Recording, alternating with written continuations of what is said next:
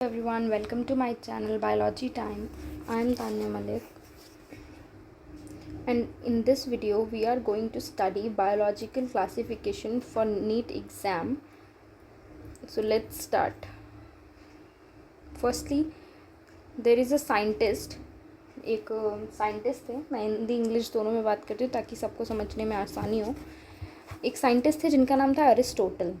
सो Aristotle ने biological classification के लिए कहा कि biological classification is firstly all about living and non living. की जैसे हम जानते हैं लिविंग और नॉन लिविंग, बायोटिक, नॉन ये बायोटिक फैक्टर्स है ना. तो ऐसे ही हम इसमें डिसाइड कर रहे हैं कि जो बायोलॉजी लिविंग थिंग्स हैं उनको कैसे क्लासिफाई किया, कि कौन क्या है, किसको हम किस कैटेगरी में रखेंगे. ये सब डिसाइड करने के लिए सबसे पहले अरिस्टोटल ने लिविंग थिंग्स को दो चीज़ों में डिवाइड किया. फर्स्ट एक कैटेगरी बनाई प्लांट्स की, दूसरी बनाई एनिमल की. प्लांट्स में उन्होंने कहा कि हम हर्ब, श्रब और ट्रीज़ को रखेंगे. यानी हर्ब्स एकदम छोटे पौधे, श्रब्स नॉर्मल जो छोटे पेड़ होते हैं, और ट्रीज़ हम तीन कैटेगरी में प्लांट्स को रखेंगे. और एनिमल को रखेंगे, एक होते हैं रेड ब्लड सेल वाले, एक जिनके रेड ब्लड नहीं होता है. हालांकि ये सक्सेसफुल नहीं हुआ क्योंकि बहुत सारी ऐसी प्रजाति थी, बहुत सारी ऐसी तो जो इनमें आ ही नहीं रही थी, इस क्लासिफिकेशन में वो नहीं आ रहे थे. ओके, सो नेक्स्ट एक साइंटिस्ट कार्ल लिनियस, उन्होंने टू किंगडम क्लासिफिकेशन दिया कि हम दो किंगडम में डिवाइड करें, same as Plantae and Animalia, कि अब सारे इस एक प्लांटी में आ जाएंगे, बाकी एनिमेलिया में आ जाएंगे. बट स्टिल कुछ यूनिसेलुलर एनिमल थे जो इस क्लासिफिकेशन में नहीं आ रहे थे. So now R.H. वाइटेकर, उन्होंने दिया 5 kingdom classification which is we are using till today. कि 5 किंगडम क्लासिफिकेशन में उन्होंने कहा कि हम 5 किंगडम्स में डिवाइड करेंगे. The first one is Monera, then Protista, Fungi, Plantae और एनिमेलिया. उन्होंने 5 में डिवाइड किया एंड दिस वर्कड. तो हम एक एक करके इन सब के बारे में बात करेंगे, बट इनसे पहले हम एक टेबल देखते हैं जिनमें इनकी डिफरेंसेस के बारे में बताया गया है. So let's begin with this कि ये रहा Monera, protista, Fungi, Plantae and animalia. इन्हें हम कितने तरह से डिवाइड कर सकते हैं. सबसे पहले सेल टाइप. अब सेल के बारे में जानना है तो you have to know that another lecture of mine is on cell, chapter cell, उसको वो देखेंगे. उसके बाद आप समझ जाएंगे सेल टाइप का क्या मतलब है. बाय द वे सेल से ही ह्यूमन बॉडी और जितनी भी लिविंग बॉडीज़ हैं all made up of cells. ठीक है, तो सबसे पहले इसमें बोल रहा है कि देखते हैं कि सेल टाइप जो है, sorry I am so sorry. Okay, so cell type क्या है. तो मोनेरा की जो सेल टाइप है वो है prokaryotic. The word is a little bit tough but it is prokaryotic and the another ones are eukaryotic. So now let me tell you the difference between prokaryotes and eukaryotes. तो सबसे पहले prokaryotic means primitive type. जो भी prokaryotic इस type of sales जो बहुत पुरानी हैं, प्रिमिटिव हैं, ठीक है, उन्हें प्रोकैरियोट्स कहते हैं. बट जब यही प्रोकैरियोट सेल्स डेवलप हुई तो ये बन गई eukaryotic cells. Okay, this is the difference between prokaryotic and eukaryotic. Monera जो है वो प्रोकैरियोटिक है. Other than that protista, fungi और प्लांटी, एनिमेलिया सब यूकैरियोटिक सेल्स में आते हैं, ये डेवलप्ड हैं. फिर बात करते हैं न्यूक्लियर मेम्ब्रेन की. तो जब आप एक सेल का स्ट्रक्चर देखेंगे, this is the cell and this is nucleus. तो अब ये कह रहा है कि ये मेम्ब्रेन हो गई, ये तो मान लीजिए cell wall and cell membrane हो गई. फिर जो ये अंदर न्यूक्लियर मेम्ब्रेन है वो किस में प्रेजेंट है.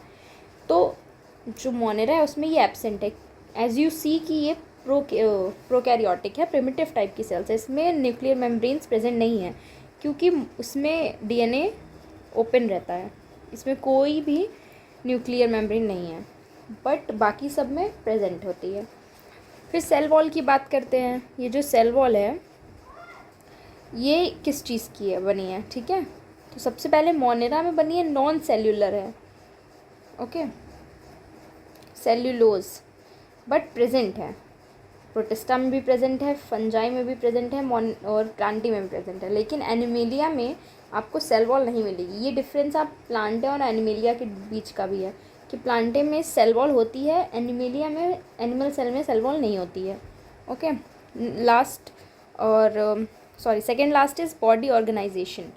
तो बॉडी जो है इनकी ये किस टाइप की है, तो सबसे पहले मोनेरा और प्रोटिस्टा की बॉडी सेलुलर है, ठीक है, यूनिसेलुलर सिंगल सेल से बनी हुई है। But fungi is multi cellular, और प्लांट्स में multi cellular plus tissues present हैं, ओके, ऑर्गन्स प्रेजेंट हैं। एंड एनिमेलिया में ऑर्गन सिस्टम भी डेवलप्ड है। फिर लास्ट है कि न्यूट्रिशन मोड क्या है, क्या न्यूट्रिशन लेने का इनका क्या मोड है, ठीक है, खाने का। तो मोनेरा और प्रोटिस्टा दोनों ऑटोट्रॉफिक हैं।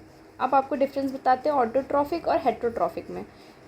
पहले आप देख लीजिए कि ऑटोट्रॉफिक हैं मोनेरा और प्रोटिस्टा, फंजाई हेट्रोट्रॉफिक है, प्लांटी फिर अगेन ऑटोट्रॉफिक एंड ये heterotrophic, Animalia heterotrophic and this I am so sorry yes, so here we are. Autotrophic और हेट्रोट्रॉफिक में difference, trophic is food, okay, auto means own, जो अपना खाना खुद बनाते हैं उन्हें कहते हैं ऑटोट्रॉफिक। बट जो अपना खाने के लिए दूसरे पे डिपेंडेंट होते हैं उन्हें कहते हैं हेट्रोट्रॉफिक। हेट्रो यानी कि मोनेरा और प्रोटिस्टा दोनों ऑटोट्रॉफिक है, ये दोनों अपना खाना खुद बनाते हैं। बट फंजाई अपना खाना दूसरे के थ्रू लेता है, दूसरे के खाने को मतलब खाता है। जैसे कि हम लोग अपना खाना खुद पकाते हैं बट हम अपना खाना बनाते नहीं हैं। हमारा खाना प्लांट से आता है, सम पीपल ईट एनिमल से आता है लाइक डेयरी। फिर नेक्स्ट बात करते हैं किंगडम मोनेरा की, शुरू करते हैं किंगडम मोनेरा से। किंगडम मोनेरा में कौन से लोगों को क्लासिफाइड किया गया है, तो सबसे पहले बात करें किंगडम मोनेरा में बैक्टीरियाज को रखा गया है। जो बैक्टीरियाज होते हैं 4 कैटेगरी के आपको बैक्टीरिया मिल जाएंगे। First is bacillus, cocci, vibrio and spirillum, these are the shape in which they are found. फिर बैक्टीरिया सबसे पहले किंगडम मोनेरा इधर देखेंगे कि ये एक्सट्रीम कंडीशन में ग्रो कर सकता है। बैक्टीरिया चाहे जितना हॉट टेम्परेचर हो, चाहे जितना स्नोई हो, कोल्डेस्ट, एक्सट्रीम टेम्परेचर्स में भी सर्वाइव कर जाते हैं। बैक्टीरिया 2 टाइप के होते हैं, ये कैटेगरीज हैं बैक्टीरियाज की। वैसे बैक्टीरिया के 2 हैं, एक है आर्की बैक्टीरिया, एक है यू बैक्टीरिया। सबसे पहले बात करेंगे आर्की बैक्टीरिया की। तो ये भी एक्सट्रीम सॉल्टी कंडीशन में, एक्सट्रीम हॉट स्प्रिंग कंडीशन में और मार्शी एरियाज़ में भी सर्वाइव कर सकते हैं। Next is methanogens. मिथेनोजेंस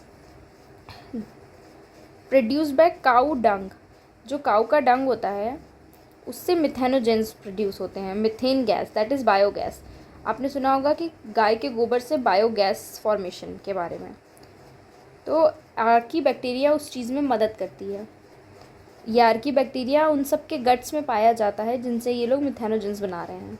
फिर बात करें यू बैक्टीरिया की, this is called also called true bacteria. You bacteria को हम लोग ट्रू बैक्टीरिया भी कहेंगे। इसके एग्जाम्पल साइनोबैक्टीरिया हो सकते हैं।